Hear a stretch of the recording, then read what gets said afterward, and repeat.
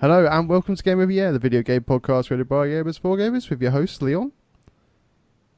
The stag beetle himself. And we've got a rather big nose over there for Dean. Hello. I'm still loving that lens, man. This fucking sweet. Yeah, I think you need to start playing some Good. pranks on people. yeah. Okay. What filming them? You fit Live 180 streaming. on the staircase as well. Yeah. Well, I mean, we're all joined here today to go through the E3 conferences that have been happening over the weekend. Through to today, we had our sort of last one sort of pop up from Nintendo. It has been a fucking crazy few days, a lot of sleepless nights. I'm running on fumes right now. But we've got... I'm bleeding for this show, man. I'm bleeding. For Oh, this show. shit, son. Fucking Game of the Year sign. Prick. I see. I didn't see that when it happened. I just heard the Fucking kerfuffle in took the me out. background. Look, Yeah, it really did, didn't it? it's only a fucking song. Yeah. Why have to do it? But as we've got a shit ton of games to talk about, we need to dive straight in. And the first conference that was sort of popped up was the EA conference. So let's go through some of the games that we saw there. First up, let's go into NBA Live. I'd say, not just because I suppose we haven't really got too much invested in this for us guys anyway. But they were really sort of showing off their new sort of game mode. I think it was called the One, if I remember rightly. Yeah. Where it was kind of like you could, I think all like progress in some sense like carried over to your sort of multiplayer campaign, everything like that for your particular character that you've sort of customized and everything like that for your player. So I mean, it kind of looks like EA are really sort of pushing on that kind of extra content in their sort of sports games now, which is sort of quite interesting at the end of the day because we haven't necessarily, the kind of for me anyway, the sports games have kind of got a bit stale. To be fair, it's not really my market, I would say as well. So the fact that anything that they can do extra is always welcomed. Anyone play the NBA games at all? At all? I mean, they're trying to get people off 2K because NBA is probably the least big EA Sports franchise because I believe more people play NBA 2K is meant to be the better one from what I understand, and I think that's had a sort of career story person mode before. Obviously, they had good success with the FIFA one last year, so I assume that's why they've bunged it into all of them. But I don't know. I mean, I've played NBA before. I don't think it's really our target. Nah, for sure. us. I mean, obviously they have kind of moved in with the sort of FIFA kind of stuff. I mean, at the actual conference itself, they were really sort of more going on about the continuation of the story for Alex Hunter. That was in the FIFA 17. I thought it was kind of cool actually the way they did it as well. With it kind of all. The sort of All the people players talking about them and stuff. yeah, exactly. But I like the other sort of fact as well is that they sort of say that this one is Ronaldo powered as such because they did a lot of sort of motion cap with Ronaldo as well. I mean, the thing is, though, it's just like I don't know why. Right, so EA have Game Face. Why is it not you as Game Face person going through your thing? That it doesn't make any sense to me. You will be much more invested in someone that is you rather than Alex Hunter or Ricky fucking Tomlinson or whatever the fuck whoever you choose for it. And it's a shame because Game Face is actually pretty strong, and I don't know why they don't use it more. Considering it's just a couple of photos that graph what you are. The technology we've got now to decent level photos and stuff, you should I mean when I play UFC, when I play creator mode character and stuff, I've got my own character that looks pretty much like me. And in Madden I don't think it matters so much because there's a big fucking helmet on your person, so it doesn't really matter. Yeah. In NBA and in FIFA I think it would be a nice thing. Well, I mean, for Madden, just as it sort of got up there, they've kind of, on that kind of whole Alex Hunter kind of vibe, they've got their own kind of star now. For I think it's called the Long Shot, the story for this, and I thought it looked pretty interesting actually. I mean, don't get me wrong, I'm still not a fan of the sports games, but I recognise that sort of some of the this actor in particular that's on screen here, from House of Cards, and it's got his voice in that as well, and I was like, oh, cool. He's actually a pretty good actor, and I wouldn't mind actually seeing on how he performs necessarily in that as well. So, I mean, as you kind of said, they've sort of very much got a sort of a lot of success in some sense with that Alex Hunter story, and that's why they're kind of necessarily continuing that now. I guess the cutscenes is the problem, isn't it? Because if you're game face, cutscenes aren't going to be the same sort of level. Voiceovers and stuff like that. But the other thing is, like, the thing I'd really love to see in that Madden mode would be, and they'll put somewhat of it, and it's the struggles of you becoming an up and coming starter NFL player. But I think the real challenges that a starter NFL player goes into is, suddenly you've got all this money, you've got all these women, you've got all these drugs, like all that kind of stuff. They're not going to put their license on the risk to show that side of it. But I mean, you've got like Ballers, which has The Rock in it, and that shows kind of like the uglier side of NFL. And that would actually, I mean, people wouldn't even want to be interested in NFL to play it, but like just playing the sort of character of the story progression of that could be really interesting. But it's never really going to happen on that side, because I mean, how much is that fucking license worth to them, and how much is the FIFA license worth to them and stuff? It's it's crazy. I mean, how long ago did Madden get exclusive rights? Because I can't even remember a time when they bit. I think it was before that. Yeah. I mean, maybe they had. I know you had NCAA, but that was the same thing. So I don't know. I can't remember, because I remember playing Madden 5 to 7 years ago, and I don't remember there being an alternative. I mean, there's obviously, you've got some bits and pieces out there that are like American football, but like futuristic, or American football Blood Bowl, or whatever, things like that. But I can't think of it's not like there's a Pro Evo FIFA sort of thing. There's not really an alternative. If you want to play an American football game, it's Madden. That's basically it. Yeah. Maybe it's like that in our market here in some sense, and then maybe in America there might be another one that's competing. I don't know. Maybe, I don't know. Well, you can't NCAA anymore, which was the college game side of things, which was actually a lot of the time better. But that was, I'm pretty sure, a game, but that had like things that Madden didn't have, and But I think, I mean, let's move on past the sports game. That might make me want to go back and play it, just for the story part of it. Sorry, what did you say? Is that on the Madden kind of side of point of things there? That's cool. That's cool. You were kind of glitching out a little bit while you were talking there. I'm not sure if that was the same on Dean's side there as well, or. Yeah. Okay, that's cool. It means it's not my computer. That's more what I was trying to find out. So moving on, we've got Battlefield 1. They've kind of sort of showed in a big way what they're going to be necessarily doing with some of their DLC. They are going to be sort of releasing some night maps, as well as the new expansion, which is I think Last Tsar. I can't even pronounce it. Yeah. Last Tsar. Tsar. Yeah, sorry. In the name of the Tsar, I think that's what it was actually. The name of the bazaar. Yeah. Of the bazaar. Now, Jumble sale. I mean, like for the actual conference itself, what they were doing on this one, they were really kind of pushing, their whole sort of community kind of driven kind of vibe that they've been going on, and I think some of these night maps are looking really cool. I like the sort of the way they're going with this sort of Russian kind of style part of the war as well. I'd definitely be interested to see more of it.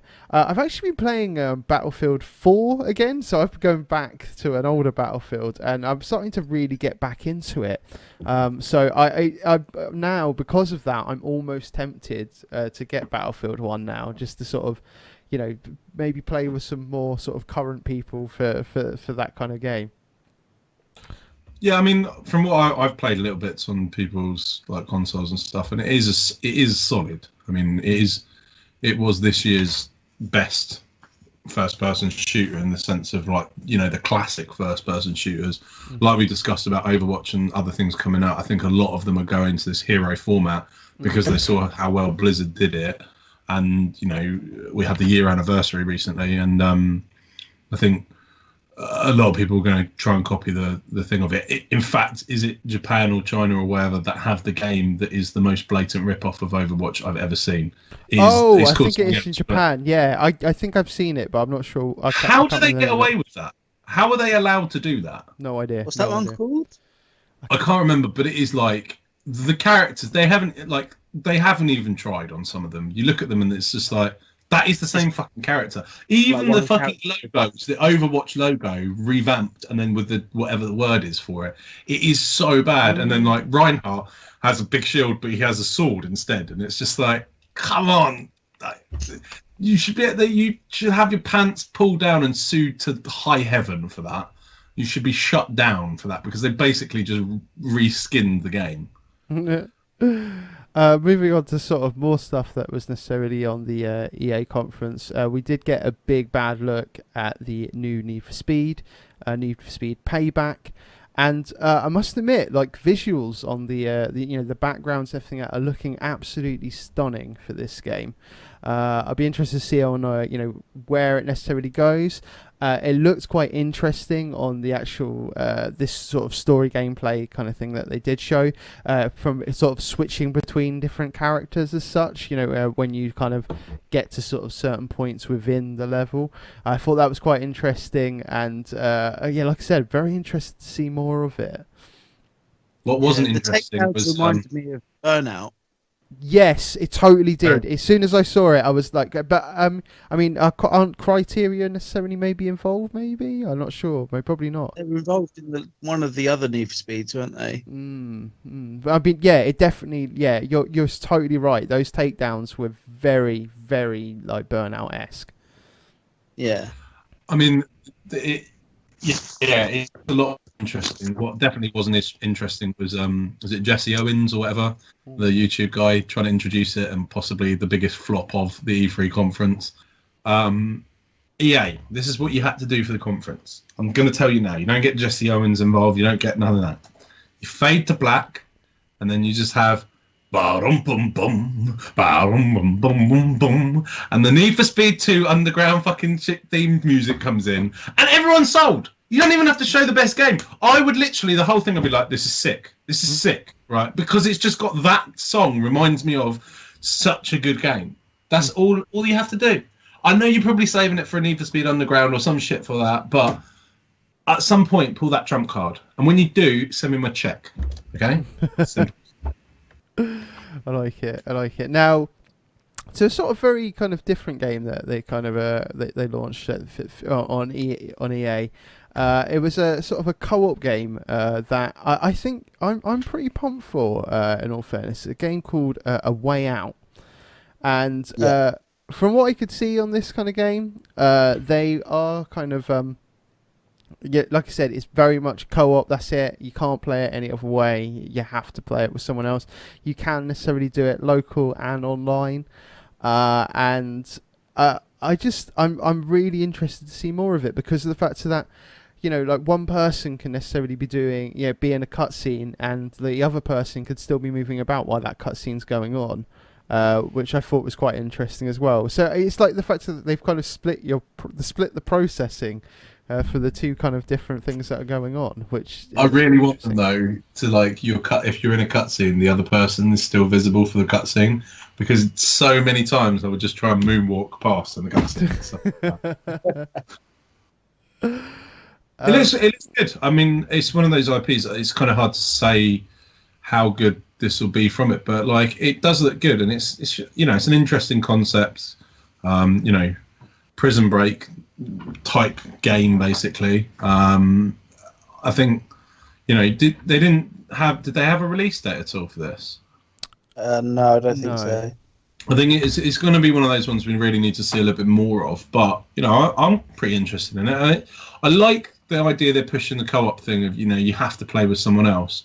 In some ways, that really hurts them. All right, coming early 2018, so sometime early next year, probably pushed back to 2019. No, fucking creators these days. But I like the fact that I have to play with someone, but I think that also hurts them quite heavily. Agreed. Yeah, for sure.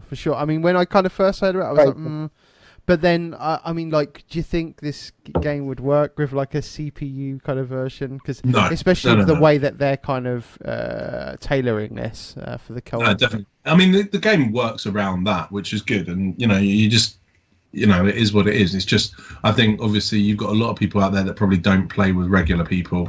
That just pick up a game, whatever. So you're going to cut them out of your market. Getting someone to play at the same time, you cut them out, sort of thing. And it's a game that you're probably not going to just pick up and play and then put down. You're going to have to try and invest some time in. So it's getting you and your friends together. I like the idea. He was talking loads about being on the sofa together. I just don't know how practical that is these days. It's very difficult to.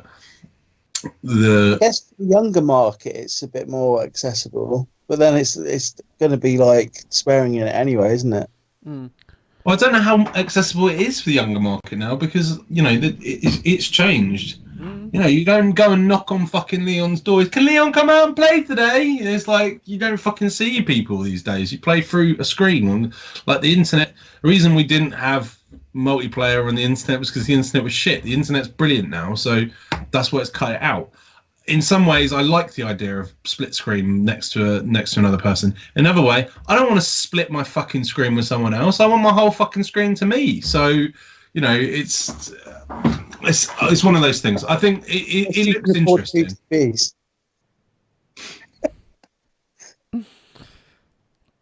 Now, we've got Cody in the chat, so just say hey to Cody first. Hello. Now, he's put, holy fuck E3, I don't think this is reality. I think I'm in some alternate universe.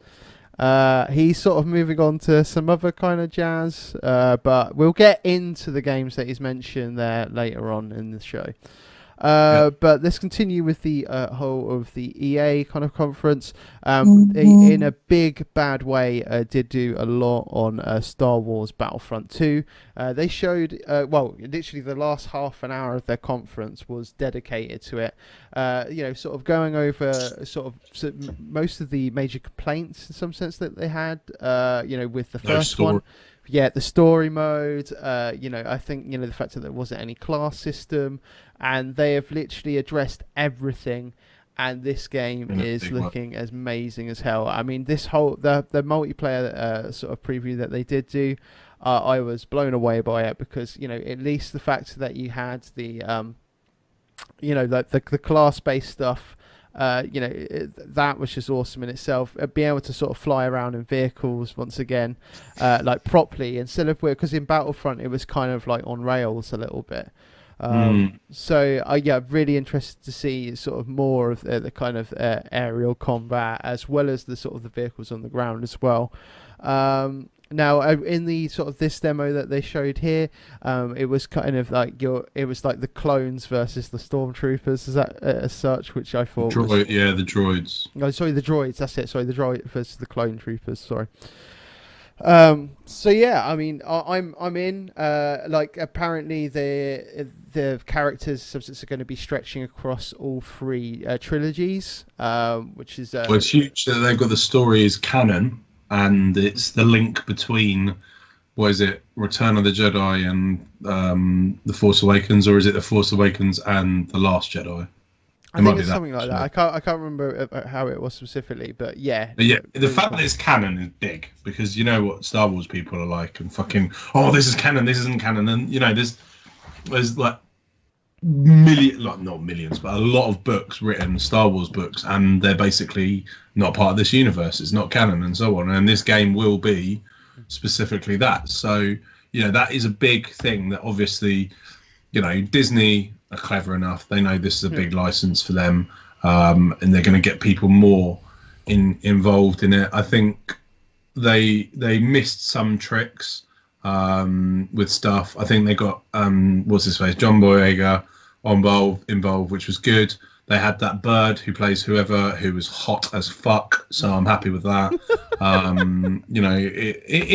it was, I think they probably did the best thing out of what they had content-wise. It's probably they needed to fill a certain amount of time, and it was good that they did it because this is a big franchise for them. And the fact that the only other thing they probably could have filled this time with would be what we'll talk about in a second, but they obviously had other bits in other conferences, and I don't think they had enough content to do a half-hour special and really get people wet for something. This showed a lot of the stuff, and basically, like you said, they said, look, these are all the things you told us were shit. We fixed them. Yeah, come to the game. I mean, like the last thing that they fixed as well is what I don't know on how true this is, on how they are going to do this, but free DLC shit. Exactly, free DLC. So there's not going to necessarily be any paywalls between the content and such. Pay for bullets. Yeah, pay for bullets. Yeah. Hashtag pay for bullets. If they do it, fair play to them. Look, they make enough money. They'll make enough money off this fucking franchise anyway in certain bits and pieces. It's the only thing I would say is, when does this come out? This hasn't got an announced date, has it? I thought it was towards the end of the year. I thought it was November. Yeah. Okay, then maybe. Okay, then because that's what I was going to say. I didn't know if it actually had the official date. Then they're not stupid, because they're going to put it out just as The Last Jedi is fucking coming out, and fucking everyone's going to go in Star Wars fucking pummel your penis mode. So basically, it's going to sell shitloads no matter what. And the fact that you got story stuff, that's basically that was the problem with the other one. I played some of it. It's an all right game, but it's basically Battlefront skinned. The thing it was missing was some story, and that's probably what Star Wars everyone loves about Star Wars is, who doesn't know the story of fucking Star Wars realistically. And that's probably one of the reasons they've got the fact that it's canon and so on, is that Finn's going to be in it, fucking what's her face is going to be in it, and they need to get investment into this new cast. Now Force Awakens did fucking well, so they need now to grow on those characters so they can put some stuff into it so that we do fucking care when fucking Mr. Crosssword fucking comes out and stuff. You're not just thinking, oh, he's got a funny voice. Like you've got some background towards it. I think they did well. I don't like the fact they didn't end on it. Is the honest answer for it, because they. I mean, is there anything else we want to talk about? I mean, I don't. Sorry for the. They weren't end. I'm confused. Well, didn't they afterwards? Didn't they? No, that was it. That was the end of the EA conference. Was the Star Wars Battlefront stuff. It was the multiplayer. Something else afterwards. Okay, maybe. Yeah, it was literally the whole multiplayer thing that was at the end. That was it. There wasn't any more for EA. But I mean, the only thing that we didn't mention necessarily on the EA thing is that they did their little teaser for Anthem. And we did finally get to see Anthem on the Microsoft conference the following day. And I think we'll definitely go in with this one first, just because of that, because it was absolutely ridiculous. I was really impressed with it. So, I mean, I'll play this in the background as such. Now, I mean, the reason necessarily it was on Microsoft conference, because they were kind of really trying to push the Project Scorpio, which we do now know is called Xbox One X, which is looking absolutely ridiculous for specs wise and the price point wise. But we'll get to that after we just go through Anthem first. Now, on a graphical level, I was absolutely blown away with seeing this, and apparently this is meant to be running on the Xbox One X. That's the game engine, isn't it? So it looks legit. I know, it was just I've got to zoom on a bit further, and just so that you can get to the actual exosuit goodness. Now, like. For me, I kind of feel like this has got some comparisons to Destiny on the whole co-op kind of playing together, looter shooter kind of thing. It reminded me a lot of Destiny in a lot of places. But with badass exosuits that are fully customizable as such. They were really kind of pushing that as well. And you can fly around in those exosuits as well. It doesn't look like there's much limitations to the flying either, if you know what I mean. It doesn't look like you have to... It doesn't run out really quickly or something like that. And it looks really sexy as well as you're doing it. Oh mate, just literally I could just watch this all day. Like this, I cannot Who wait. don't like to be honest. exoskeletons and suits? Like fucking, Right? that's like the shit. Like if fucking right, we need to make our game better. How we do it? Well, can you put Gundams in it, or can you put a fucking exoskeleton or something? That's it. Just it. Put GTA, put them in exoskeletons. Done. There you go. There's another fucking Stag Beetle idea for you. It's it's what you like as a kid. Like everyone likes this idea of basically a normal person being super heightened by something. Look at fucking Iron Man. Basically, you're a fucking Iron Man. I mean, look That's at that. You're underwater right there. And like, seamless kind of thing as well. Just go in the water and you can still boost through the water as well with your jetpack. Awesome. Absolutely awesome. Like I mean I think we're going to be getting this game next year at some point. I don't think they kind of said when next year, but No. yeah, I'm definitely going to be keeping an eye on this game 100% because my god, it looks incredible. But I do say that it was on the Microsoft conference, but it is not going to be a Microsoft exclusive, that one. So BioWare have done a good job, and Microsoft did a good job in some sense of getting it on their conference, by making it tease on the EA conference. But yeah, just don't forget, not exclusive to them, so you can pick up on other things.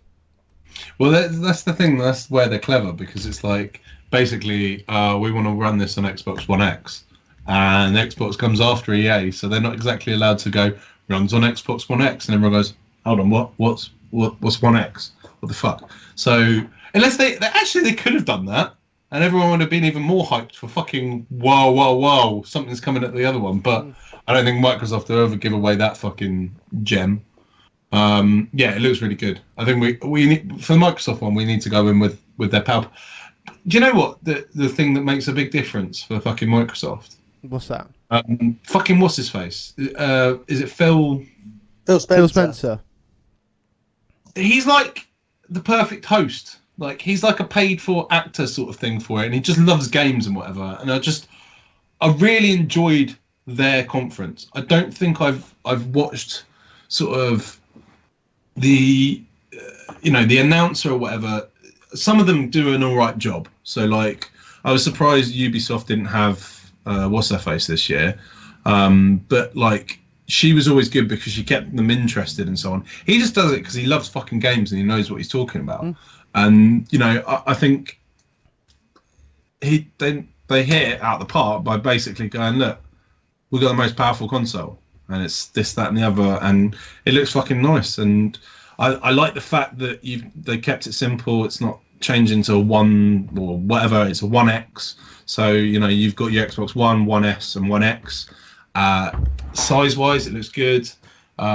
They've basically managed to. I don't know how they've done it in that sort of smaller a frame, which worries me because the Xbox One actually is probably one of the most reliable consoles I've ever seen. Like my one's fucking day one edition is still, apart from the power brick makes a bit of noise sometimes, but never had a problem.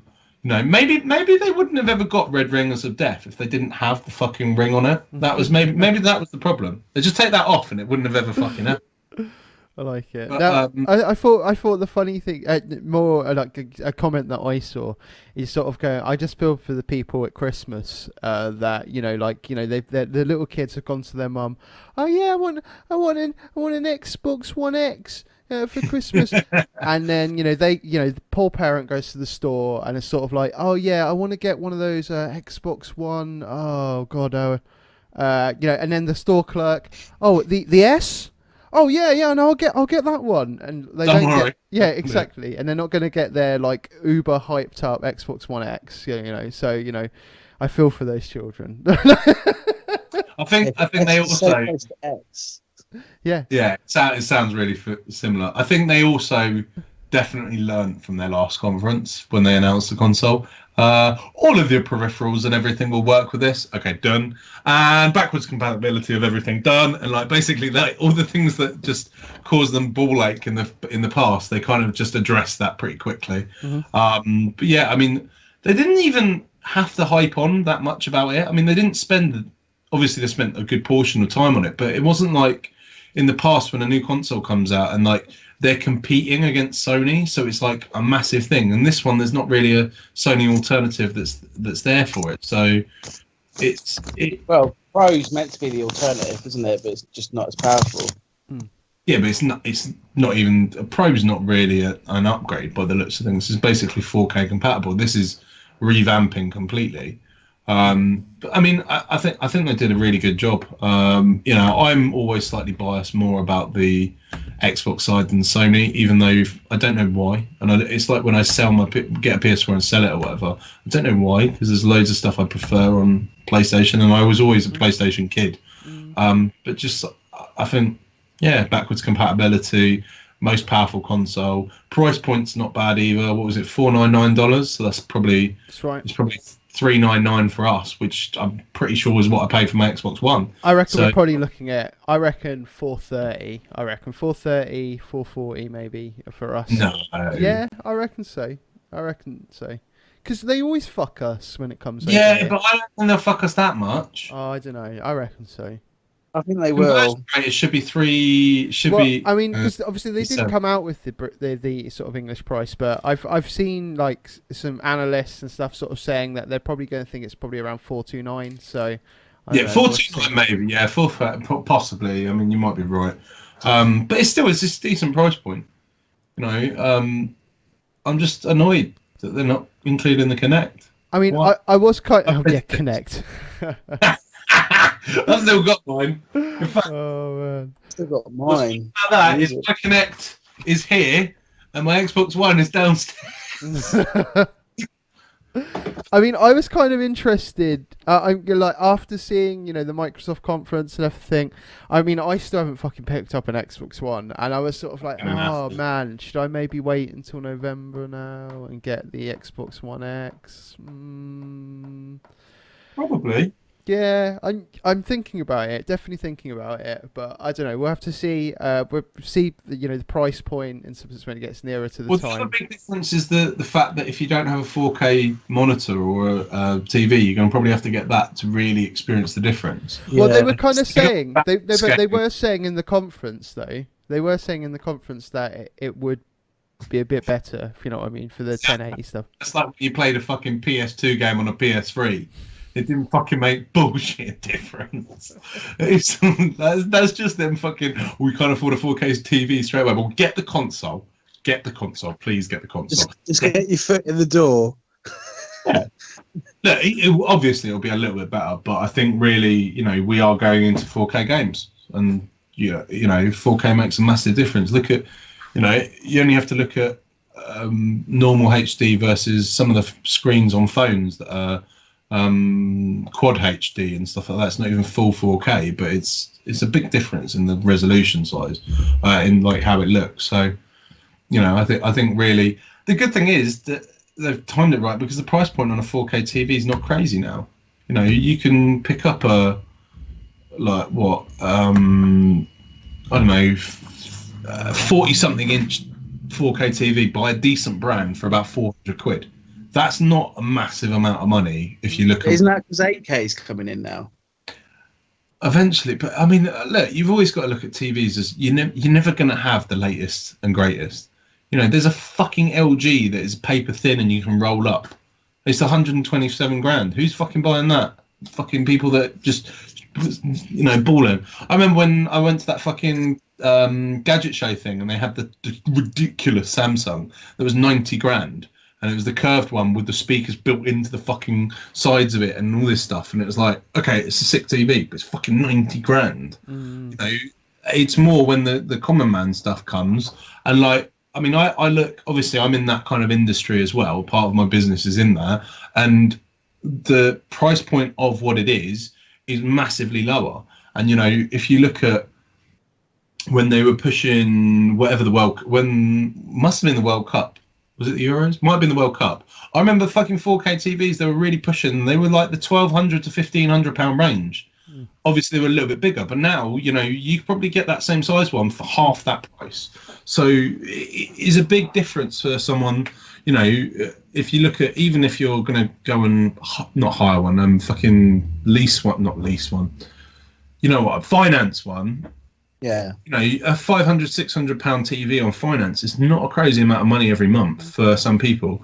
And you know, actually, for if you're going to go spend, you know, your whole setup to have what we have now, let's say it costs you £1,000 to get an Xbox One X and a fucking really good TV, and probably the peripheral and stuff like that.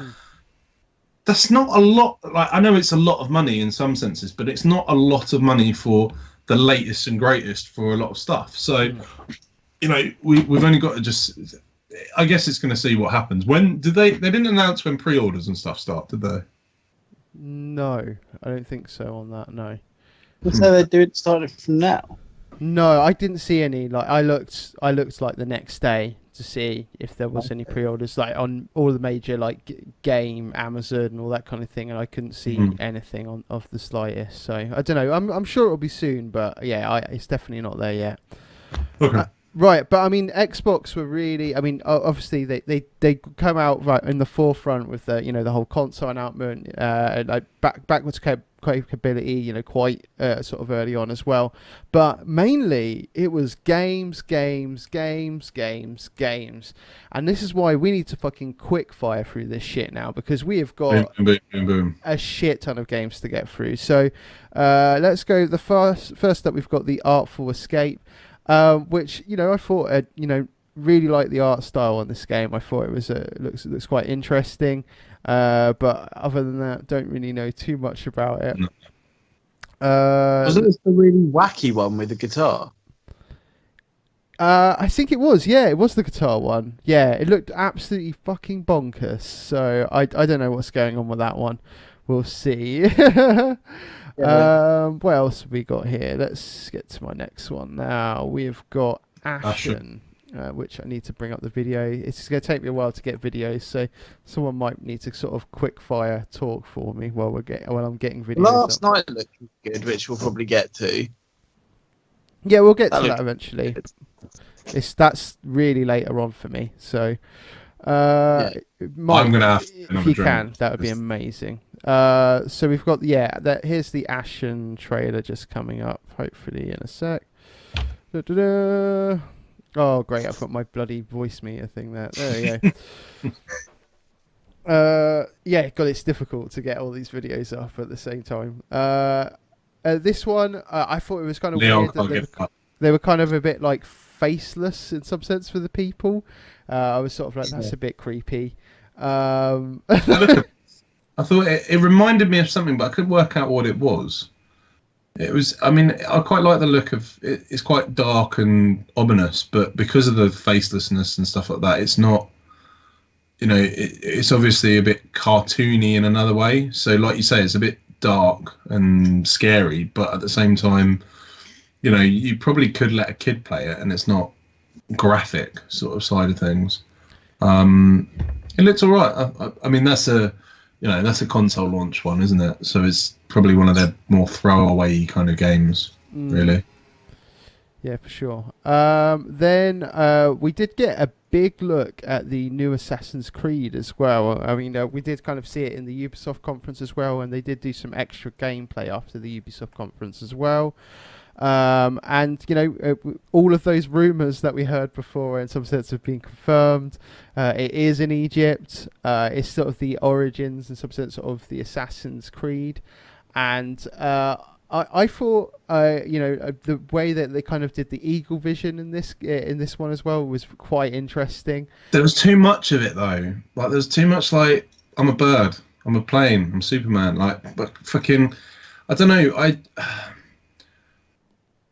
I think the problem is with this game is that, the past ones, they've got more innovative of what's included in it, but the story's gone backwards. And then, they've had a failed fucking movie that was dog awful, which didn't follow most of the fucking canon of the what was going on anyway.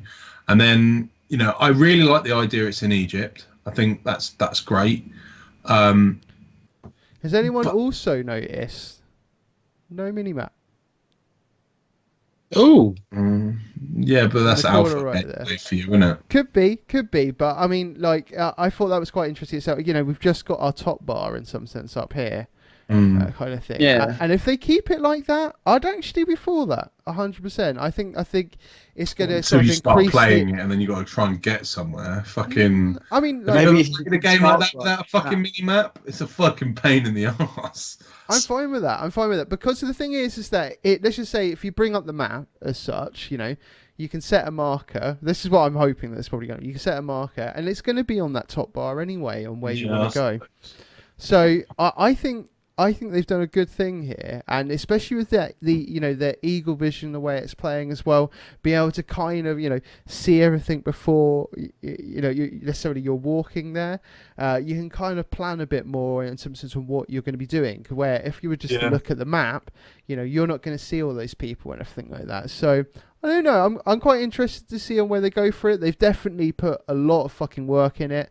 We haven't seen an Assassin's Creed for we didn't have one last year as such. So there's definitely been some time put into this. So I'll be interested to see where they go for it. But that fucking end shot of the fucking homing fucking arrow, I was like, what the fuck? What's going on here? I didn't. It doesn't make any sense. It doesn't at all. I completely agree. We'd lost the stag beetle there as well. I think he just I think he rage quit because I was going on about Assassin's Creed too much. So He took his ball when he went home. he was like, "Yeah, fuck this shit. Assassin's Creed, don't care."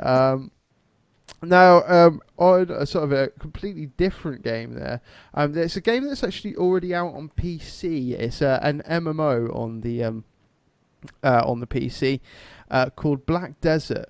It's Black Desert Online. I've actually been playing this recently on my PC, and I've been kind of getting into it because I really like the way that they've done the combat. It's sort of very much sort of combo-esque. You're not just sort of hitting a fucking hotkey like you are in the other MMOs. It's very much you're kind of clicking the mouse. You might be sort of depending on what direction you're pressing at the same time as you're clicking the mouse, it will do a different move, and it kind of links up and combos quite nicely. I'd be interested to see on how it does roll out onto the Xbox One, and apparently it is going to be utilizing the sort of the 4K kind of resolutions, because like I said, the good thing about this game is that it is actually really attractive as well. They've done really good things with the graphics on PC already, so I think this is going to transfer really well over to the Xbox One, and I'll be interested to see on kind of what they do with it. I'm hoping that there'll be some cross-platform play as such, so it doesn't sort of split their player base, but we'll have to see on where they go with that. Let's see, what game have we got next on my list? We have got Code Vein. Let's bring that up now. Oh, you bastard. Just copy, you bastard. You bastard! Code Vein. I need a refreshment because this is going to be a long slog. Oh yeah, it is. We've still got so much to get through as well. It's just we've got to try and speed through some of this. There's Code Vein. Something to care about, so there we go. That's Code Vein. Let's move on.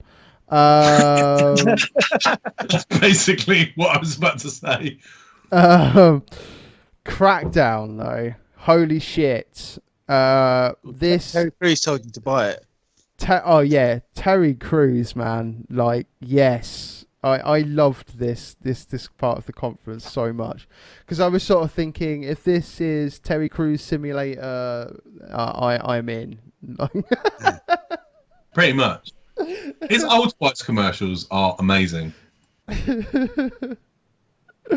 Oh man, and then the thing is that I was actually I forgot to mention I was at the video game lounge in Nottingham, watching this Microsoft conference and the Bethesda conference in the early hours of the morning, and we were all absolutely fucking loving this one. Just everyone was giggling, everyone was like, yes, fucking Terry Crews. Oh, sorry, Cody's just sort of just dropped something for me there that I didn't know. Ni no Kuni apparently is getting a PC port, which is cool. Because we've got the second one coming out this year. Really hyped for that, but that wasn't at E3, so I'm gonna keep going for now. Yeah. But yeah, Crackdown, more exosuit shit, more of that, more of that. We want more. Destroying things and shit. So I mean, like, I think 2 wasn't particularly great. The first one was awesome, but to be fair, I think a lot of people probably picked that up just because of the Halo 3 beta back in the day. Yeah. But I got great enjoyment out of the first one. The second one probably not so much. So I'm hoping the third one they've kind of sort of ironed out kind of the stuff. I'm not going to put up Cuphead play, but we finally got a release date for Cuphead. Yes. Fucking won that game. Oh, me too. Yeah. Me too. It looks so good. Proper, you know. I don't know. It kind of reminds me of like Steamboat Willie kind of thing, you know, like as in the Old school Disney. Yeah, Old exactly. School Disney. A bit dark and dank. which is cool, Yeah. yo. Release date for that? Sorry. When was the release date for that? September 29th. There you go. Oh, it's near my birthday. Myself shooting lots of devils. Pow pow pow pow pow. So we got sort of some a look at the Darwin project as well, which they had like a sort of a shoutcaster there at the time when they were for the conference, and it was sort of commentating it pretty well. Kind of made everyone sort of a bit more hype for it as well. And I thought it was kind of cool when they kind of when they finally get the kill in some sense at the end. The crowd went mental as well, like ah! It looks really cool. It looks like a kind of like a sort of battle royale kind of style kind of thing. I suppose speaking on a battle royale kind of things, we did get an announcement that PlayerUnknown Battlegrounds is going to be coming out on console as well, which is a great game. If you haven't got it on PC already, pick that shit up. It's awesome. That's Xbox One, isn't it? Exclusive. That's right. Is it console launch exclusive. console. I don't think it's just a console exclusive on that one. But yeah, if you haven't played that game already, like get on it because it's so good. I mean, like when I was waiting in between the Microsoft and the Bethesda conference I was playing PlayerUnknown Battlegrounds with my brother where he was playing at home, and I was also playing with I'm just trying to think. What is he doing? Okay, cool.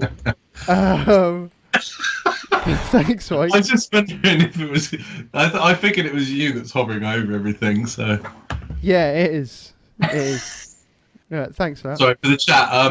We've got a document that we obviously go through, and I decided to amend that document to say "Who loves big balls," and just see what Leon would do. Yeah, he did. Thanks. So this is sort of another sort of console launch exclusive. It's a game called Deep Rock Galactic.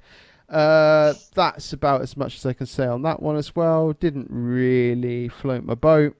It's strange for that one because it's you're launching a really powerful console.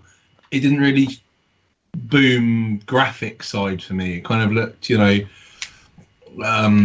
I don't know. It reminded me of like sort of not like really rendered PS2 style graphics because of its art style, which I don't know how much if you're going to launch the most powerful console ever, I think you want to have something that's really visually stunning. I'm surprised as well we didn't get a Rise 2.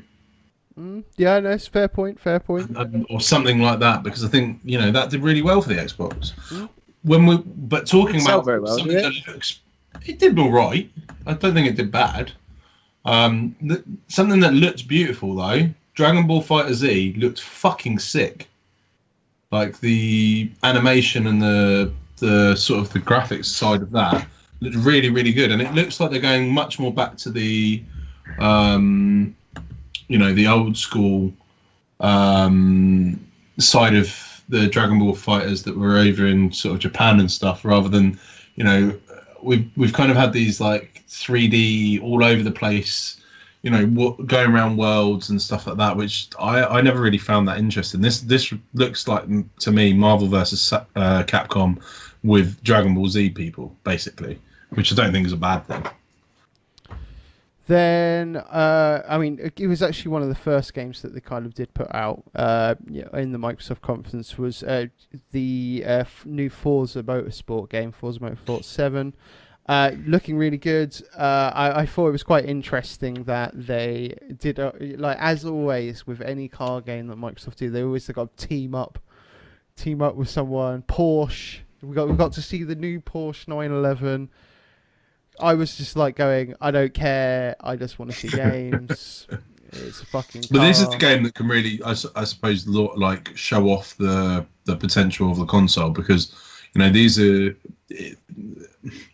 the problem with obviously graphics has always been like the human face and stuff like that. But things with this, like the actual cars, they are fucking. I remember Gran Turismo 2. And I fucking used to love the graphics side of that. You look at this, it's like, fuck, it is getting there now. It's Forza at the end of the day, isn't it? It's not going to be any new massive innovation. It's just going to be a much more smooth version of what they've been doing well for a few years. Oh yeah, exactly. So I mean, like I've missed the Forza game for a while because I haven't had an Xbox for a long time now. So yeah. I mean, I loved playing it back on the 360 back in the day, so I'm definitely looking forward to. I think the one thing that I dislike about Forza is just something that I can easily turn off. I don't like the fact that I can have the track guide for certain, not that much of a loss of points, and I always use it because I want to get as many points. But actually, it kind of takes a lot away from the race experience because you know exactly when to brake and so on, and that's the hardest thing when you're doing 200 miles an hour and you need to know when the fuck to put your foot on the brake. But yeah, it'll do well. I mean, it's a standard thing for Xbox now, isn't it? Yeah. Now, Dean, I know you were excited about this one, The Last Night. Yeah, just looks very nice, doesn't it? Like pixel art with like sort of 3D textures and stuff. Yeah, no, I must admit, I did quite like the look of this as well, just because, I like a platformer, kind of thing at the end of the day, and, it looks like, kind of, I'm just trying to think of the name of the game, kind of reminds me a bit of, like, is it Pitfall as well? Yeah. Yeah. It kind of reminds me of, do you remember the old LucasArts games? Like, they've got the Full Throttle coming back and stuff like that, and it kind of reminded me of the sort of the art style of Monkey what Island I used to do. Yeah, Monkey Island, and obviously it's not the same kind of art style, but it kind of reminded me a lot of that sort of cartoonish sort of vibe to it, but obviously with a bit more realism in this one. But no, I think it looks like, the problem with a lot of this, the problem they have with the way they did it of game was it's kind of like a lot of teasers. There wasn't that much information about everything, which is better because actually half the time it's the same as trailers for films. Like we get given too much information and it spoils it. But I quite liked the look of that one for it. Yeah, and we're also getting Life is Strange sequel. Now, a thing I found funny about this is that the guys behind it, when they did their announcement that they were necessarily working on a sequel, they specifically said that they were not going to be showing anything at E3. And here they are at E3 showing something. You bastards, you got us. And to be fair, someone else got us on that kind of level as well that we'll talk about on Ubisoft later. Oh yeah. Because they specifically said that they weren't going to be showing anything at this E3 either. But they did. Yeah, they did. I'm definitely looking forward to more Life is Strange because I really loved the first one. And I'm very interested to see what they're going to be doing this one. It is a prequel, isn't it? From what I could see, maybe? Yeah, you play as Chloe, don't you? I never played the first one, so actually it kind of made me quite interested in actually I would quite like to go and play the first one now. Highly recommend it. Michael's fucking amazing. Yeah, no, I agree as well. I mean, but the thing is that I remember Dave playing it and being like, no, I don't really like this. And I was like, mate, you need to play for it all and then come back to me and say that. And he still hasn't. Right, so he needs to sort that out. This is... Dave lives in the past. Yeah, it's true. He comes to a time when the new Assassin's Creed came from. Brilliant. Metro. Got more Metro footage. Just nice. I It's interested though. The problem is it's Metro. Like, what was the one I got and I traded in within 3 days? I was like, this is. It looks nice. I just didn't. Yeah, I'm not interested. I'm just going to move to a sort of an outside kind of view, because when it kind of got to that outside view, I was like, oh yeah, actually, this looks pretty gorgeous. I'm sure. I mean, the last one. What was it? 2033 or I can't remember. The 2033 is first one.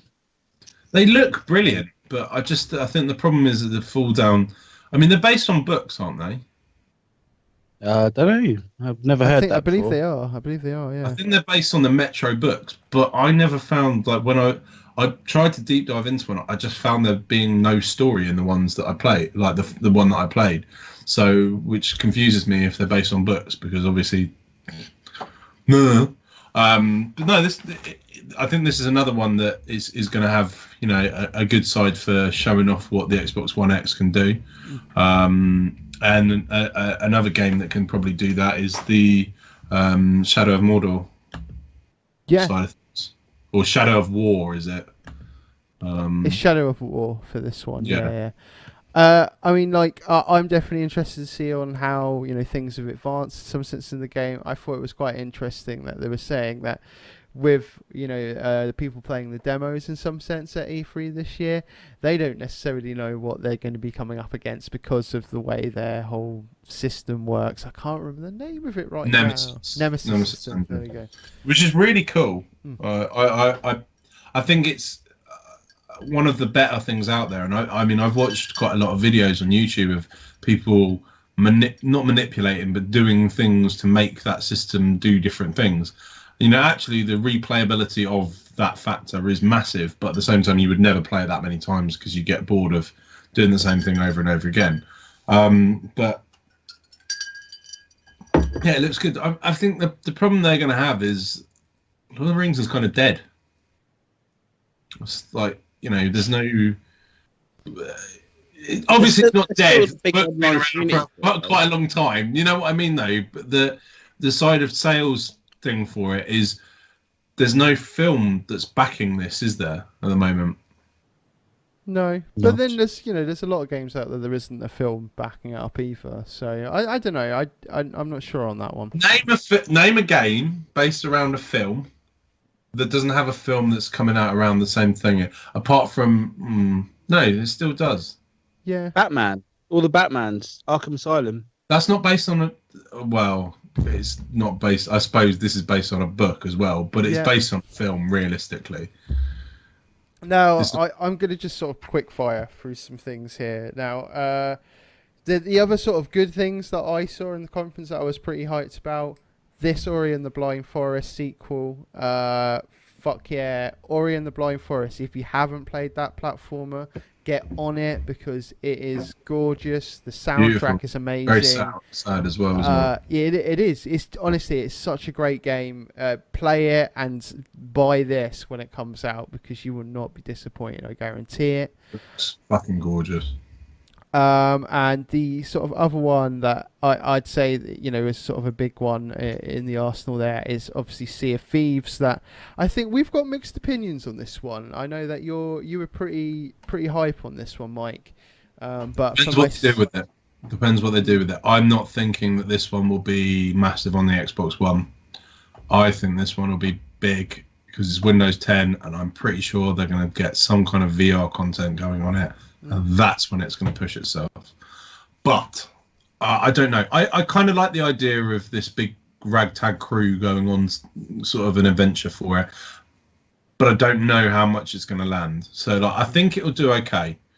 I think it'll do better than... I don't think either of you thought it would be very good side of things. No. I think it will do all right. But I'm not sure. I think there's some sides of it that will be obviously it's not very realistic in a lot of ways, but you know, you look at games that aren't very realistic and you kind of have like Minecraft. We didn't even talk about Minecraft, but there's loads of shit from that. But I think it's got opportunity. It depends how well they land that multiplayer aspect of it, because obviously this is realistically you're going to have your crew with you and a big team of people. But I'm interested. I think it's a game that I probably would pay for and see if I enjoy. The only problem is who am I going to play with? So we'll see. Now, there was a couple other games that I'll just quickly throw out there. I'm not going to bring up the video. Just as you said, there was Minecraft content that they showed, doing 4K. It's going to be cross-platform across fucking everything, which is interesting on that kind of level. Hopefully, we'll see, more games kind of follow that kind of thing and have more cross-platform kind of stuff. That would be amazing. We got another bloody zombie game, State of Decay 2. I really wasn't interested in that one myself. We needed a new zombie game. We hadn't had one yet. Yeah, but this is the thing. Like we said, it's not the year of the zombie no more. It's the year of the cowboy. Mm-hmm. The year of the Blazer t-shirt combo. Oh, yeah, you are not wrong there, Dean. Did you finish your count? 7. The 7 in total. Blazer t-shirt combos. It's a Blazer t-shirt combo. It's a powerful look. It's smart, it's casual. It's smart casual. Did it start with Miyamoto? Did he start the trend? No, it's been around for a while. He started the trend of fucking stupid guns that didn't mean anything, but we'll get onto that in a minute. He's like proper waving it around, and I was like, please tell me at least fire something. He's talking about the gun. He's talking about the gun. Then just 2 other games that I'm not even going to go into any depth in. Super Lucky's Tale. I suppose that was the platformer kind of thing. Looked kind of cute. That was a in cop some tease, sense. that whole thing. Yeah. Yeah. Then Tacoma as well. That was also there. Now, I don't remember what that was. no, I can't even remember. It's the either. VR thing. Oh yeah, it was. Yeah, I allow that. I'm kind of glad that Xbox kind of was like, you know what, we're going to ignore VR other than that one game. That's pretty Good. good. Fuck Then- VR. Bethesda, they did not ignore VR, and They not hard. well, yeah, I'd say so.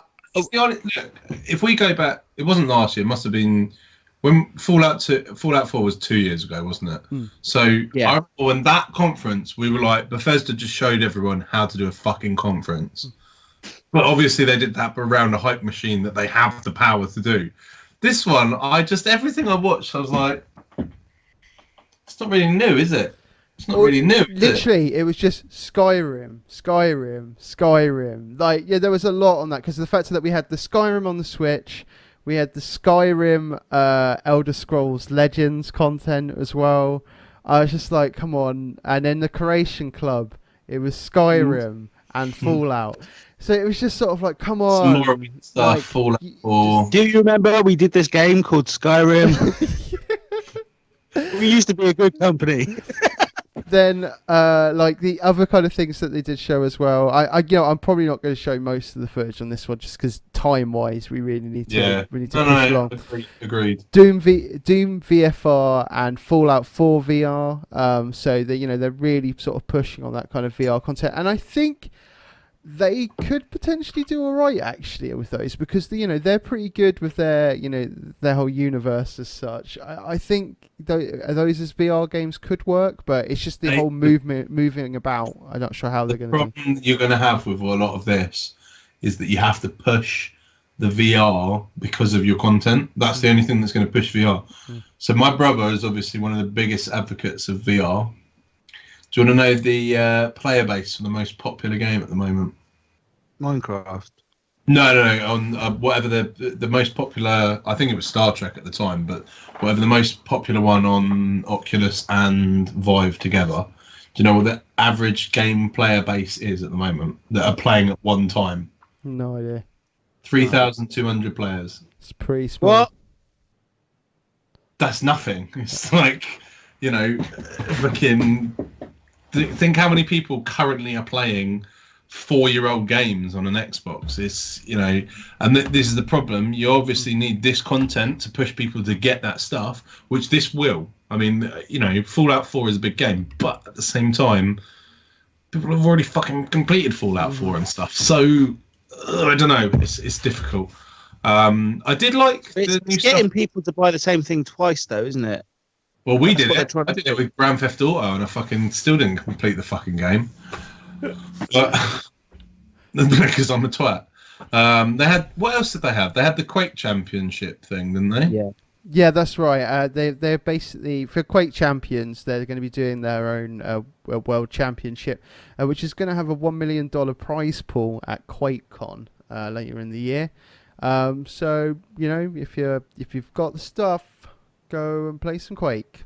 If you've got the stuff, you probably already did play Quake, and you're probably already going QuakeCon, and you're probably already involved in it. So I don't know why they even brought it up. But still, what new stuff did they bring, Leon? Tell us about some new stuff, because everything else was basically old stuff revamped. That's right. Yeah, we got basically 3 new games, I would say there. We got a new Dishonored, Death of the Outsider.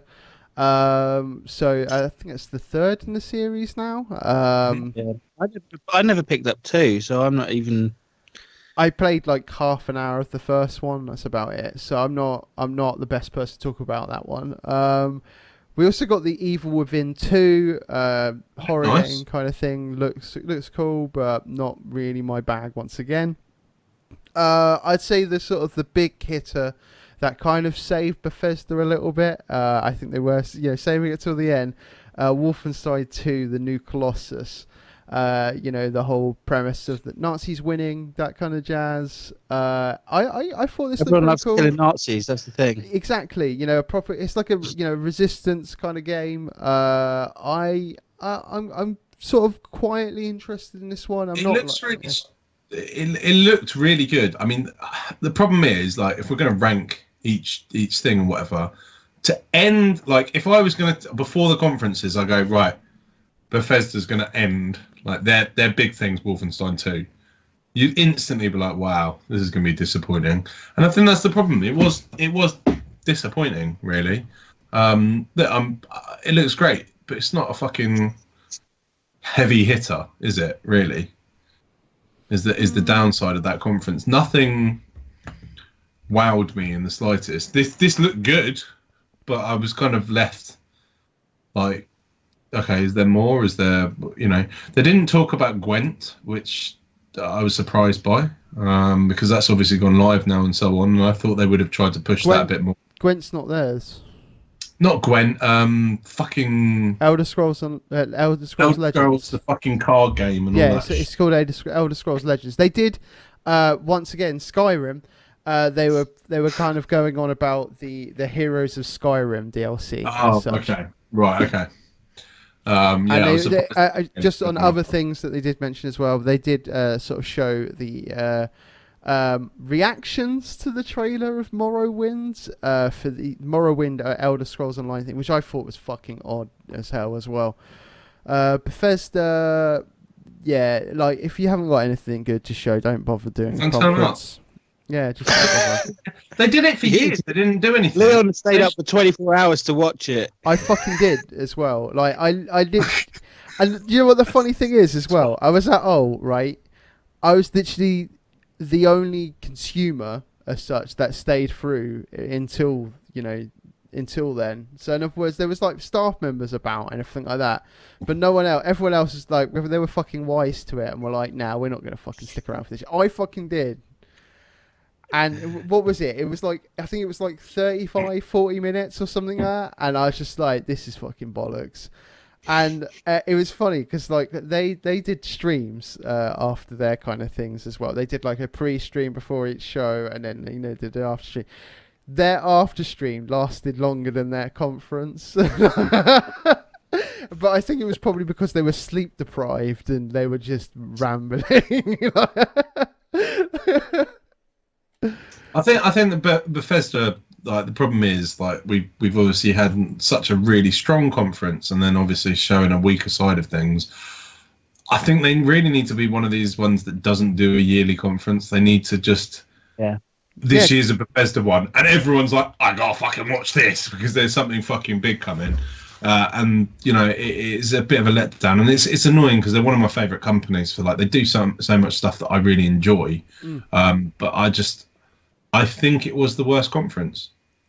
I think you're probably right there. Apart from PC Gamer, which we don't count. We're not even going to talk about because we don't. I never even bother with them. Never even bother. Doesn't count. Yeah, because like, just don't watch them. Don't watch them. Now I just because we've got to move on quickly, unfortunately. Because there's still so much to get through.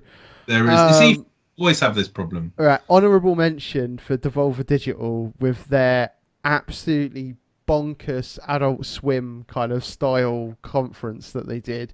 It doesn't even matter about the games that they showed, right? Kind of because it was literally, it was a spoof of E3 conferences. Really, they were just sort of like taking the piss out of everything E3, and it was fucking bang on. It was really good. Yeah, I liked it. But if you haven't watched it yet, it's only like 15 minutes long as such. Just get on it. Yeah, it's the future's future, as Cody also puts it, as well as they did in the Devolver conference. Yeah. So good. And Suda51 saying, "What the fuck's going on?" that was amazing.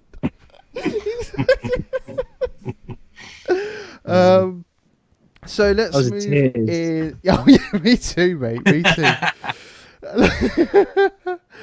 Moving into Ubisoft, let's kind of get through some of this quickly. Now, obviously, where was she? What happened? Like, she's done it for what, 3 years running? She wasn't there. I know, Alicia. I think it's they paid all that money to have that fucking singer there.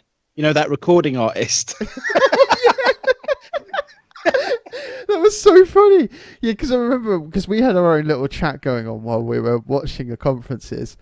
And it was really funny, just when that happened for the Just Dance. You know what? I'll bring up. I'm not going to bother with the video. All right, I'll bring up the video. Because of the fact that it says like recording artist, sort of one of the things, just in case you didn't realise that she wasn't a developer. You know, like considering she was singing and everything like that, dancing on stage. Just sort of like, really, like, is this really the recording artist? I had no idea. Like, fuck. Right, I'll get to the point in the video in a sec. I'll bring it up here so you guys can all see it. This is when they were playing the Jamiroquai song. I think this is just about to come out now. So you've got the Mortal Kombat dancers there. See if we can. I'll move on a bit further because it was pretty funny. It's not too far away. Come on. She comes out. Yeah, here she is. Here she is. Title card come up. Watch. Oh well, hopefully it'll be here in a sec. Unless it, unless it came earlier and I've missed it already. I hope not. Get it though. She'd get it. There we go. There you go. Recording artist. Okay, just in case you didn't know. Just in case you didn't know. She's got some alright songs. You know what? She's got some alright songs and stuff, but it's just like. I shit you not. I honestly didn't know who she was. So. She's got some medium hits sort of thing. She's not a massive artist. I didn't remember her name either. All I know is that she's a recording artist. Well, she's like an up and coming one. That's why they got her, because she was on the cheap. I would assume, but you know, Just Dance isn't for us, so let's move on. But obviously, what did we start with? I mean, the biggest, the big game of, not the biggest game of this show, but I mean, this was also leaked to fucking buggery like Assassin's Creed was. We had this sort of the new Mario game as such that are sort of mixed in with Rabbids. Very odd kind of concept there. I was a bit like, what the hell is going on with this? But when we actually but when we actually saw the gameplay, it actually looked kind of interesting. So it didn't need the Rabbids, did it? I don't think it even needed Mario. I think they could have done it, themselves as such. I think they could have done a whole new IP, like an XCOM kind of thing. I think that Miyamoto's there. He came out for it. Everyone's like, "Oh my god, get my camera out, flash!" But like, what's the weakest part of this game, Rabbids? What is people going to make them buy it? Nintendo stuff. Why didn't they just make this fucking game themselves? Like, it doesn't even look like a game they couldn't do themselves. There's no, like, they haven't taken a game from Ubisoft. It's just basically they've created a new game using those two franchises. I didn't even realise the Rabbids were like a big thing anymore. I thought that was like a one game or two game thing, and they were dead. Or replaced by minions, didn't they? They basically are minions, just fucking with bunny rabbit ears and stuff. I don't know. It's just fucking. It's strange to me, and as much as that I love Miyamoto, I want one of those fucking gun things. But why did he come out with that thing and it didn't fire something? Why the fuck didn't it fire something? Because then it would have been Mega Man. Fired something. Yeah. Fucking fire a t-shirt or something out of it. Because he looked like he kept doing this, and I thought he's going to fire something out of that, and he didn't. Yeah. Yeah, but what if he'd hit someone in the crowd and knocked them out? He's Miyamoto, man. He could have fucking hit him with a fucking original gold cartridge, NES fucking Link Zelda, bam, butch, and like it wouldn't have mattered. It's the problem is as much as that I love the guy. It's the language barrier thing is a massive problem as well. It's so difficult to be interested when there's like, and then the guy's like, and he thinks this game will be really good, and you're like, oh, God, that's the big problem. It's every single conference when we're taking the piss is when they've had some kind of translation thing or whatever is the hard thing. Remember the fucking what was it Square Enix with the moon stuff? And it was like that was weird. What's it Square Enix? It's Konami, I think. Yeah. Oh, maybe it's Konami. I can't remember who it was. It was weird. Next game, The Crew 2, and we've got planes, boats, all that kind of jazz. It looks very pretty once again. The first one necessarily didn't do particularly well for them though, so I'd be interested in This how will do the same thing. You think so? Pretty much. Be microtransactions everywhere, won't it? Again. I'm not interested. I think I don't know. I just don't think it's as much as I like the idea of this kind of game. I don't think there's that much of a market space for it. I think people like other kinds of games more. Watch Dogs. Well, I think it would have had more appeal. I mean, that's the problem with all these games. They look pretty. They're fucking, but I don't know. I just don't think there's enough of a market, obviously, for people that want to buy that kind of game. But most people are buying at most one game a month, and that's like at most, like realistically, of a AAA title. Is it something that's going to make someone stop playing their fucking one that they play all the time? Probably not. No, probably not. I think you're probably right there. Now, I thought this was kind of an interesting one that it sort of came up. Yeah. I'm very interested on where they're taking this. So it's Transference. Elijah Wood there. Very, I don't know. Say maybe Black Mirror kind of vibe. Yeah, I got from very it. Black Mirror. It looked cool. I think it's hard because again, it's one of those ones that kind of teases you, but it didn't really show you much. But it's one that it gets your juices flowing. That's what's good. Yeah, so I mean, as we get more content for that, we'll keep you updated, kind of thing. But yeah, we haven't really seen too much of that at the moment. But on the flip side, that was the only VR game, wasn't it, from them? I think you're right, actually, as well. Year of VR, not so much Year of VR. No, it's not. They've kind of dropped that a little bit. Because they realise no one's fucking buying them. It's because too much money, man. The price point's too high, and what you need to be able to do VR properly is too much money as well. So until that price point goes down, it's not going to be accessible to everyone. So people are not going to bother. Now they've got also Skull and Bones. Pirates, more pirates. Pirates. I mean, Ubisoft. Bro, that's the Cowboys. It was the year of the Cowboys earlier. I meant the year of the Pirates. It's the year of the Pirates. Yeah, it's definitely the year of the Pirates. Now, because obviously they did pretty well with their Black Flag and their whole, the Pirates-esque kind of thing that they did there. This is actually, more borrowing from that and just literally going on that solid pirate vibe. I want to see.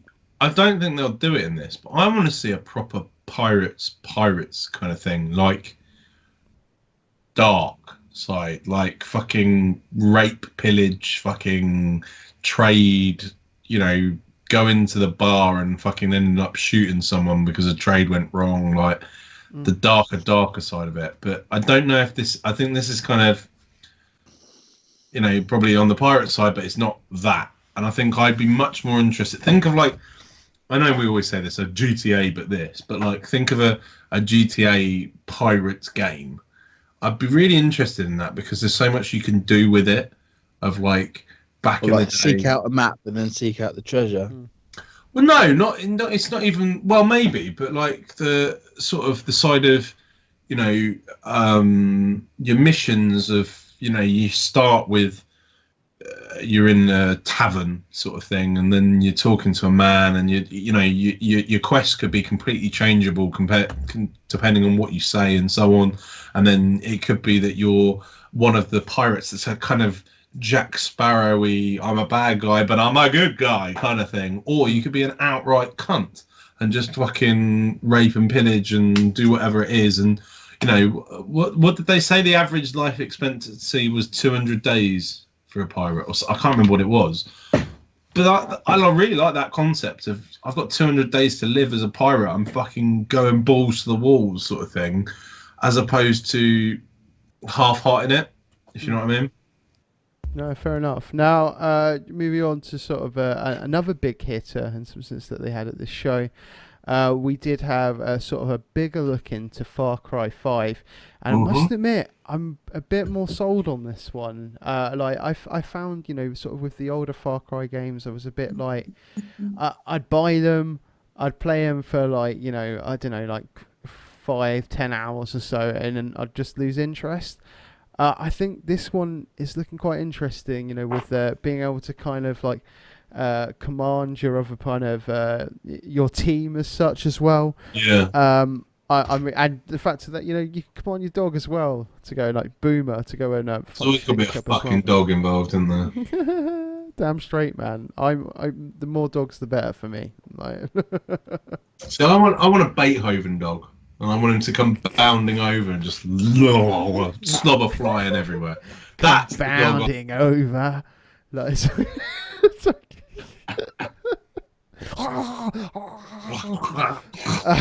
Sit on my face.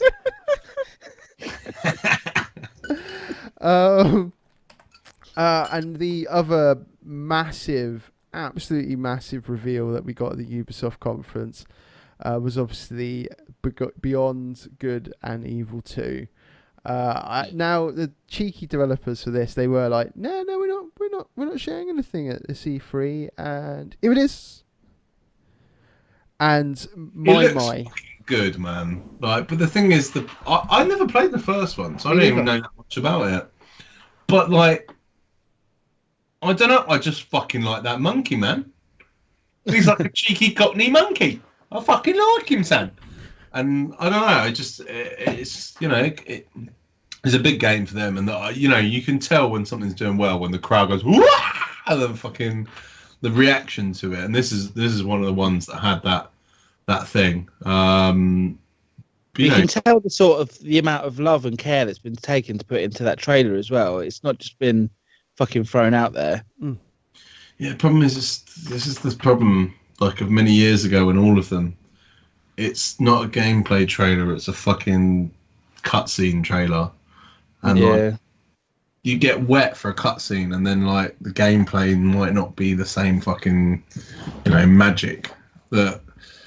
You know, I was interested in it. I didn't even know who the character. I'd never played the first one, so I didn't really know anything about it. But I stood up and I thought. I mean, that's obviously how they've done it. But I thought, oh, this is one of their special ones, and it looks great. But it's not a gameplay trailer, is it? So, you know, look at Scalebound. That had a fucking crazy fucking it got cancelled. That game's not even fucking happening. So. Now, we'll see. Quickly, I mean, like honourable mentions on sort of other Ubisoft titles. There, we did have, you know, a new trailer for South Park: The Fractured But Whole. Dean called it "Where the fuck are Trey and what's his face? Trey Matt. Yeah, Matt. They're the powerhouse behind it. They Yeah. called it. Like when they did it last time, these microphones are shit. I was laughing. I thought they're really funny people, and like, I mean, the game looks great on the sense of it's probably going to be basically what they did before, but with superheroes, which is more interesting than what they did before, and they've learned all the mistakes they made from the last game. So it is probably going to be a lot better game. I think because I still haven't, and I've purposely not bought it. I think I'm going to have to pick this one up, but I didn't play the first one. I don't think it'll matter. I think you can just go straight in on that. That's what I'm saying. I purposely, but I'm not going to play the first one specifically as well, because I would like to just go straight into this one. And if I don't want to taint what I'm thinking of this one will be by playing the first one, if that makes sense. Another sort of South Park related news. There was South Park Phone Destroyer as well. Which wasn't that in Watch Dogs 2 or something? There was like a little trailer for it or something. Yeah. I can't remember. It was in something else.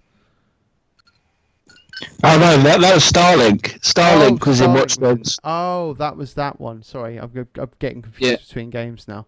Yeah. Then we also did have Steep Road to the Olympics expansion as well. So Steep.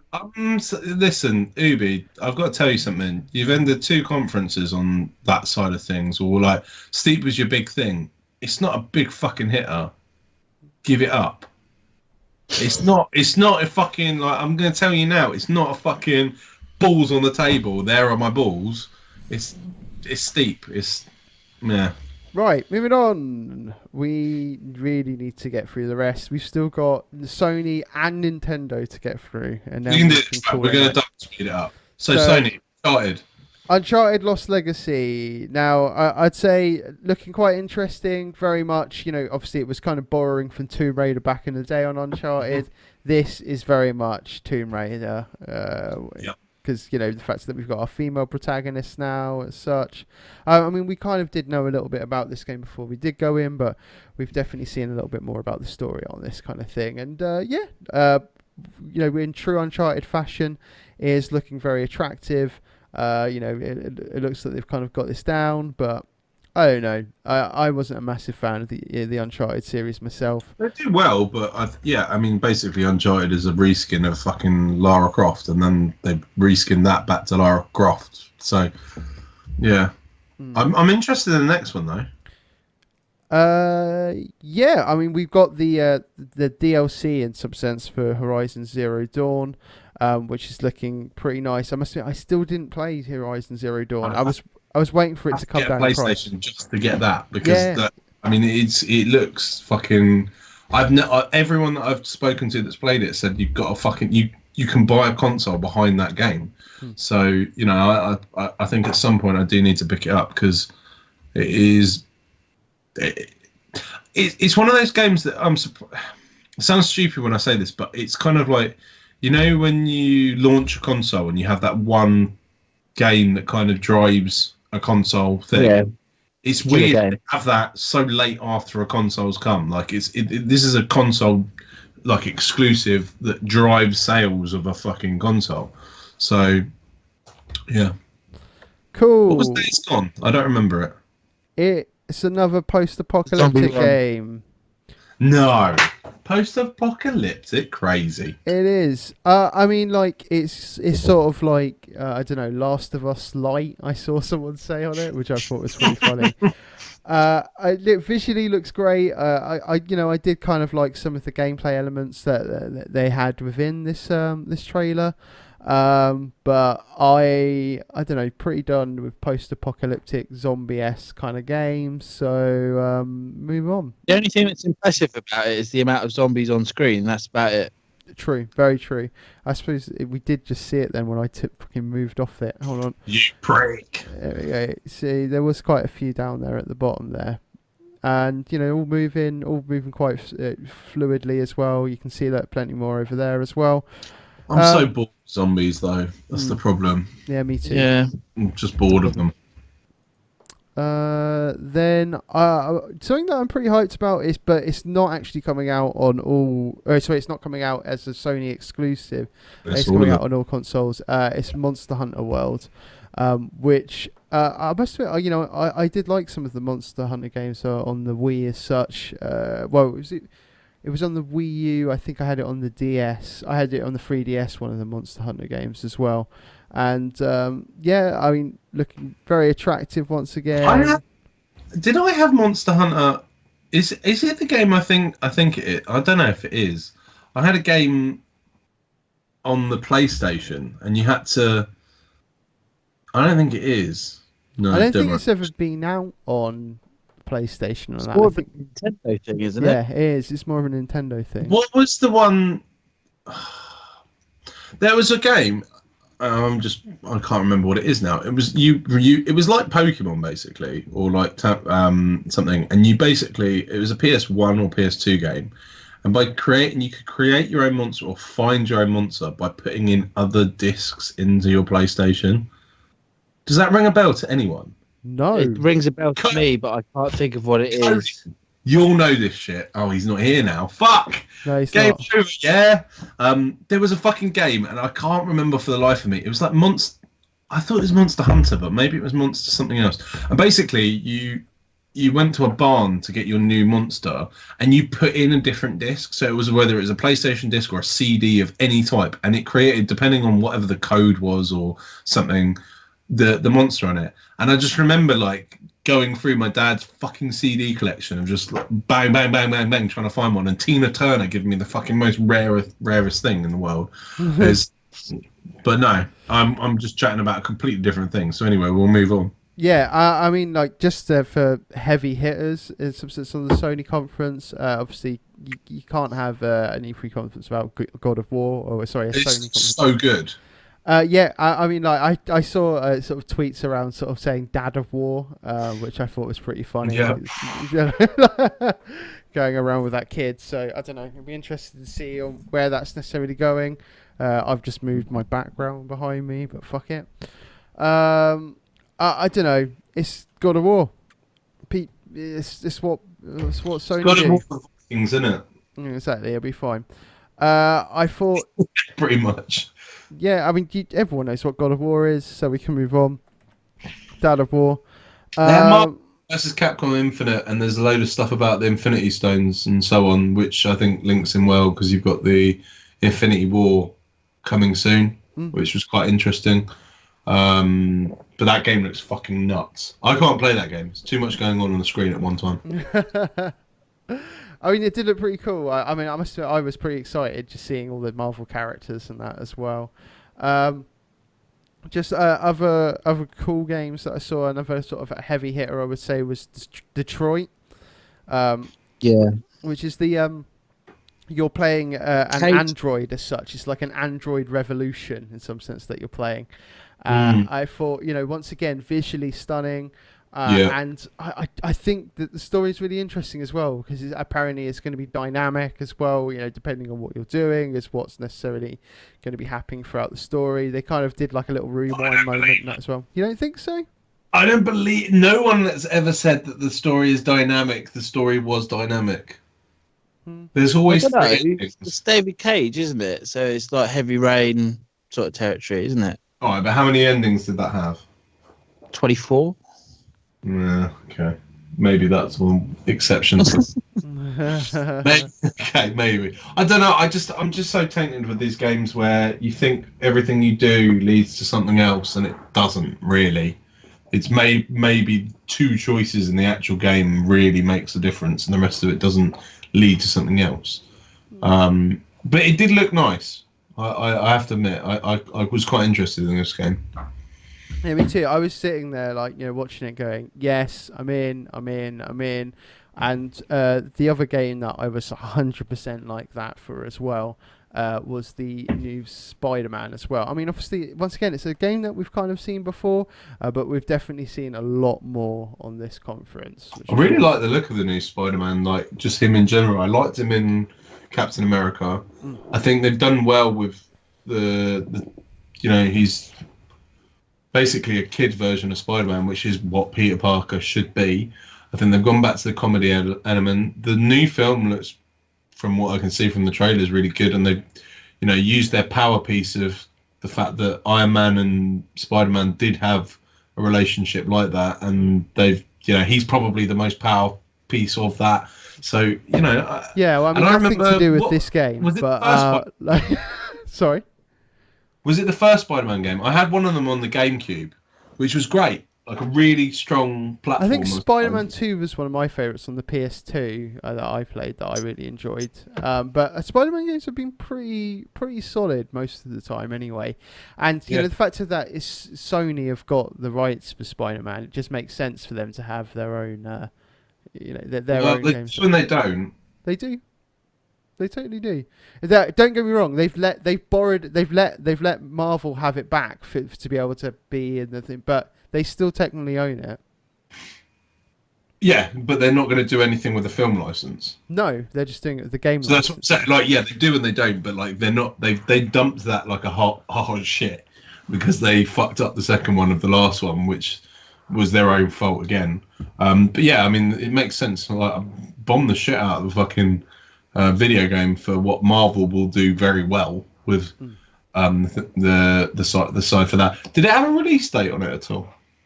I cannot remember, unfortunately. But if they do the mistake that they do with lots of these games and they release it way after the film comes out, and it's like you've just lost all of that hype. Like, people are interested in the film and whatever. Fucking put it out at a month either side of it, and you can make so many more sales. I don't understand why they ever do it. Shadow of the Colossus, I was surprised they showed. Yeah. I think it's.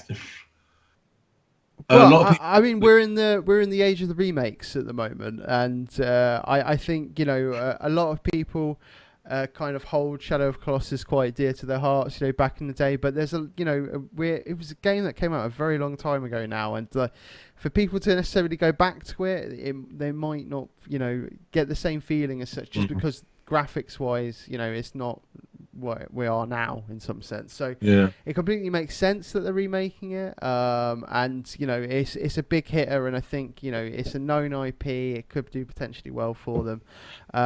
So yeah, definitely surprised to see it, but it was bound to happen eventually, I think, because everything's getting remade nowadays. Other honourable mentions that there was on the Sony conference, we had Hidden Agenda with from the same guys who did Until Dawn. Sort of like you could kind of use your mobile as a controller. It's like a co-op horror game as such. Thought it was an interesting concept. We've got Undertale coming to the PS4 and Vita, which is out on pretty much everything else already. We had our obligatory Destiny 2 announcement of an exclusive strike, an exclusive multiplayer map and gear. Really want that game now. Really want that game. Oh yeah, no, I'm in. I'm buying it on PlayStation. I'm gonna have to buy a PlayStation to play with you because I'm in. Do it. It looks like they've done the right stuff on it. PSVR. We had Bethesda make their appearance in another fucking conference with Skyrim VR. More Skyrim. Yeah, exactly.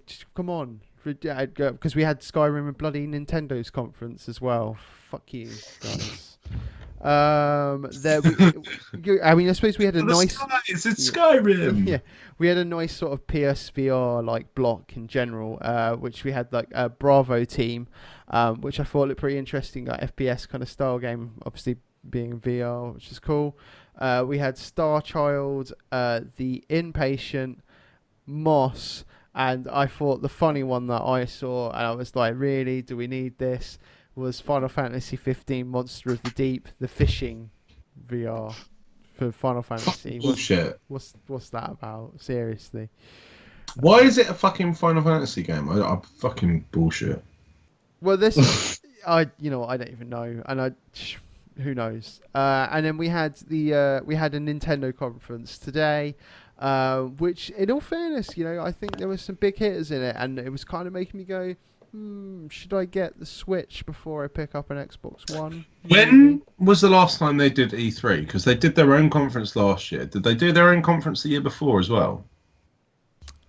I think they did. No. Did they not? No. They didn't do their own conference. They just do direct, which is kind of what they Yeah. did this year. Yeah, they did a direct this year as well.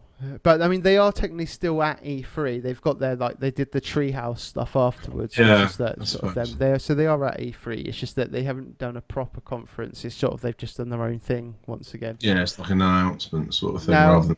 We had a few different sort of RPGs, which I was pretty hyped about. We had like Xenoblade Chronicles 2, which I thought looked really good. And we also had Fire Emblem Warriors, which I was like, yes, mate, let's get on this.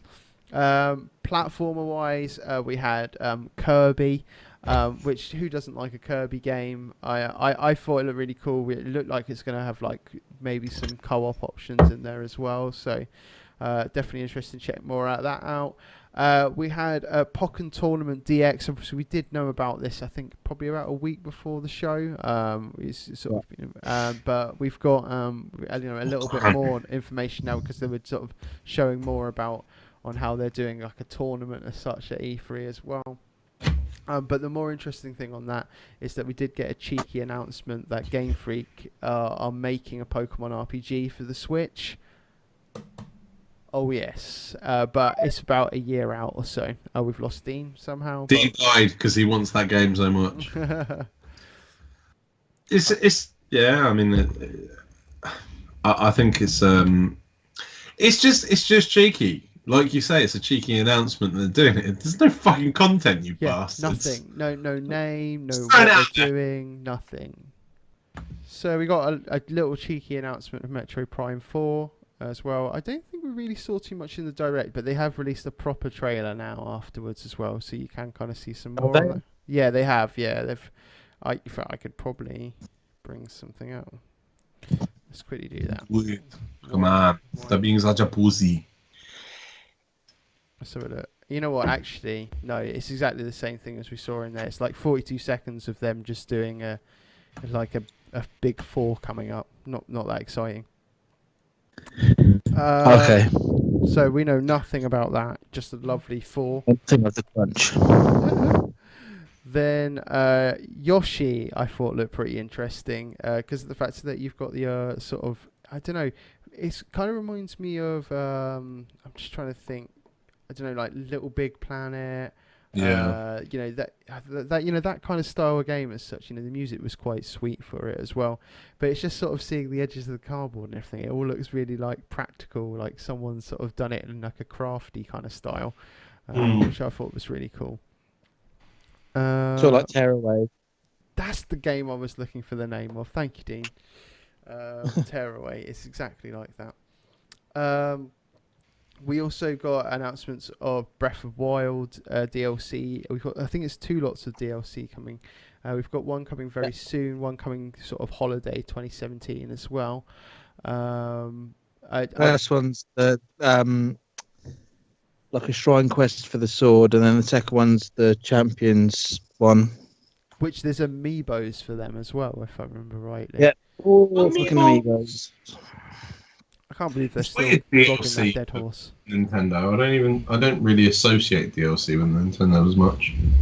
I know obviously they do it. I just don't Rabbids associate much with it. Would you say they're Dean? They're doing the amiibos for the Rabbids game as well. No, right, bloody hell. Mate, amiibo crazies. We also They got cows that can hook them. We did also get an announcement of I mean we kind of knew it was coming anyway. We've got Rocket League, but it was sort of an announcement of a few like there's going to be extra sort of in-game items. It is going to be cross-platform across everything as well, which is really good that they did that. What is going on in the corner there? I just saw you look behind me. Ignore it. All right. It's just funny because I just saw you look round. That's why I was just attracted to the corner there, just to see what was going on. It's an active corner. Then as in true fashion, more Mario kind of jazz. We did kind of see more on what's it called, Super Mario Odyssey, which looks absolutely bonkers. I remember only seeing that's like the a right cityscape kind of thing, but now we're seeing Mexican Mario, I mean, what else have we been seeing? Oh, have I dropped out again? No, you're still there. Oh yeah. We also, I mean, come on, we see him in this delightful white hat. You can kind of change into everything. American Mario. What the hell is going on here? I think we have lost Dean again. I think it's destined for Dean to drop out of this now. He's dead to me. He's dead. Carry on. All right, we'll keep moving on. The last thing that they kind of in the treehouse kind of thing, the treehouse sort of show that they're showing. There was sort of Metroid Samus Returns for the 3DS, because I noticed in the actual Nintendo conference, I didn't show any 3DS games whatsoever. It was all for the Switch. All for the Switch. Pushing that Switch hard. I want to throw something out there. Nintendo, their game plan is, you know, I worry in a few years there is no new IPs at all. And I love the fact they probably have the most hardcore following. I think that's not in doubt.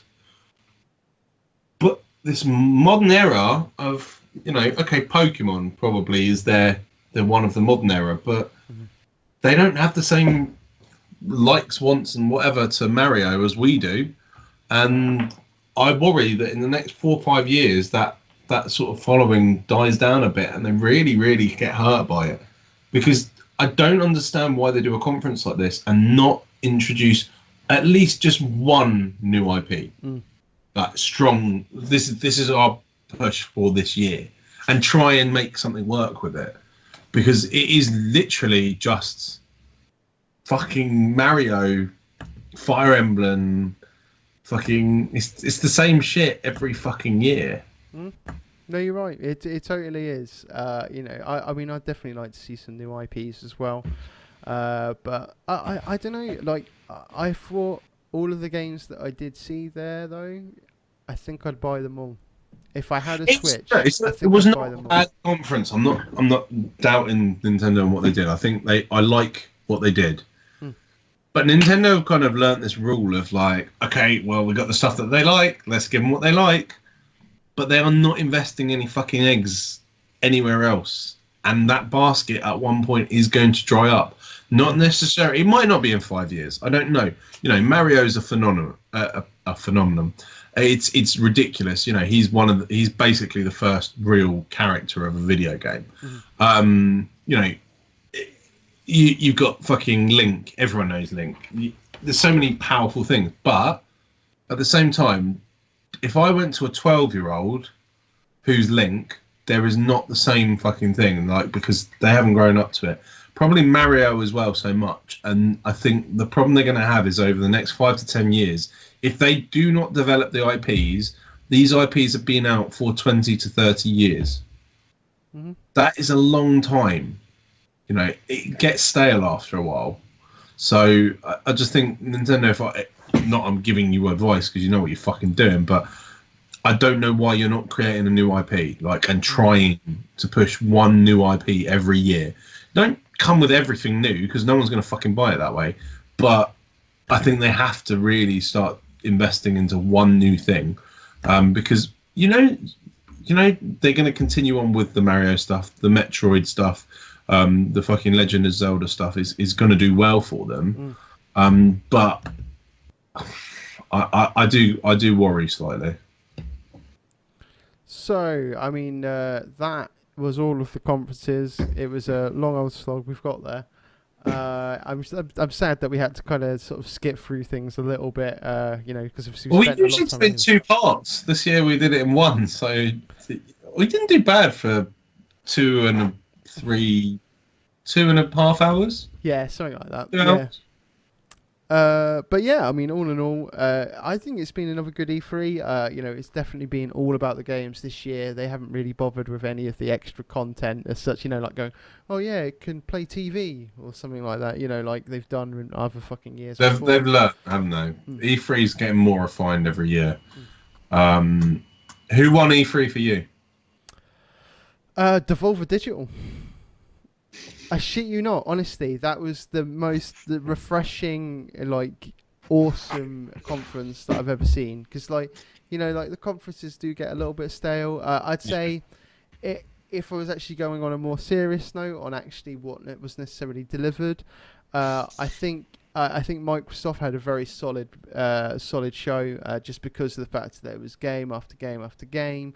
The Xbox One X, big reaction for that. I think they did well, and the fact that they've got the backward compatibility on Xbox, I think that was pretty solid as well. Yeah. To sort of wrap up on others kind of thing, I think Bethesda's definitely right down there. Forget You. I think that's got to be the stinker of the show, really. Ubisoft didn't really attract me that much either, other than there was obviously a couple of big hitters in there. I thought they've been so much better in recent years, and that's the disappointing thing that they really. I mean, look, E3 was interesting, yeah. This is possibly one of the worst E3s, actually, if you put it in perspective. I think that actually, because I was thinking about it and everything I was getting really excited for, and I sat down at the end of it and I thought, what are my big whammies? What are my the things that wowed me? And for EA to not really do anything that would look, it was the way I look at it is, how many times would you give them an A ranking versus a D ranking or whatever? And there's been years where you've had quite a few ones where you're struggling to think who won it. I think this year probably Microsoft won out of the big sort of things. Devolver Digital was the best conference because it was fucking hilarious and it was great from that. But from a serious note, Microsoft probably won. I think Sony's was okay. I think Bethesda's was shit. I think Ubisoft was okay. I think EA's was okay. But actually, I don't remember the last. It was probably the most polished E3, and I think actually the conferences themselves, they did really well with that. But actually, content-wise, I don't think it was actually as much of a wow factor as we've had previous years. And that's not taking anything away from E3. It's just, it took me until we looked at the document and things like that, and I thought, hold on, I remember being much more sort of wow sort of thing from previous years. Now, obviously, we don't have a console war of a brand new console coming out, which was always going to give you a massive E3 sort of experience. And I think also when you have a game as big as Fallout 4, for example, that sort of steals the show that people have been waiting for that many years. But I don't know, what were your thoughts on the same kind of thing? Or I think you're probably right on the Microsoft kind of point of view, just because of the fact that it was really well polished. I just thought, it was smooth. There were, bam, bam, bam, bam, bam. Phil Spencer just did a really good job of. He's like an actor host. He just sort of nailed it on that. They did what they said they were going to do years before, and they would go, we're just going to come with games, and that's really what people are there to watch. They don't want to see someone that doesn't really know what they're talking about that much, talking about tech specs and so on. Even like the Xbox One X, they didn't really, they kind of hit, it was like a well done PowerPoint presentation of here's your shit, and then they kind of moved on. They didn't harp on and on and on, and like you said, there wasn't any fucking TV crap, there wasn't any all the extra peripherals. It was games for games, which I think they did really well. I think PlayStation's wasn't bad.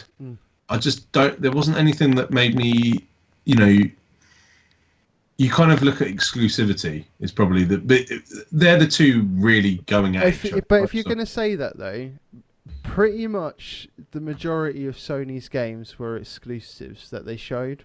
It may not have looked like it, but honestly, the large majority of the game, it literally only Call of Duty, Monster Hunter World, I suppose, and Undertale.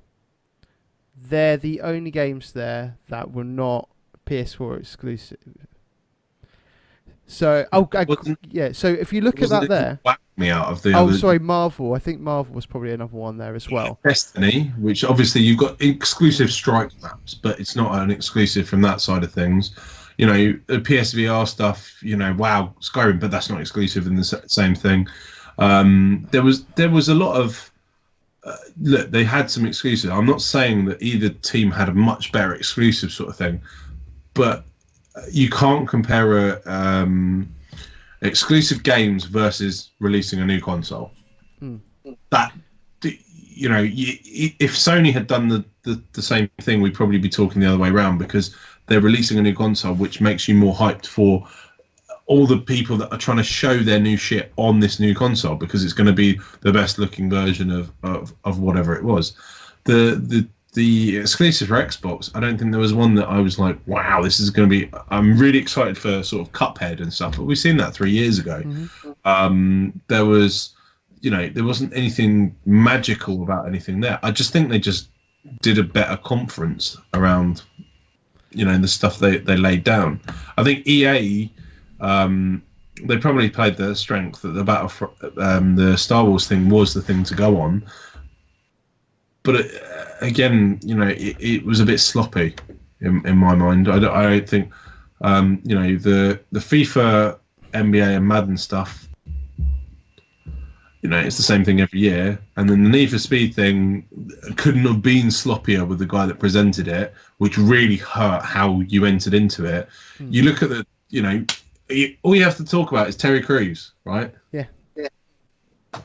But now, just I mean, just quick. I mean, Sony on a presentation kind of level, they did have sort of some problems with audio at the beginning as well, which didn't help them for sure. And I think the other the good thing for them as well though is that they really had barely any talking at all. It was literally at the beginning, one point in the middle, and then at the end. That was it. You know, like where with Microsoft, there was definitely a few more pauses to be able to go through things, but they had a shit ton of games, and hence why it went over the sort of 90-minute kind of threshold for them in general.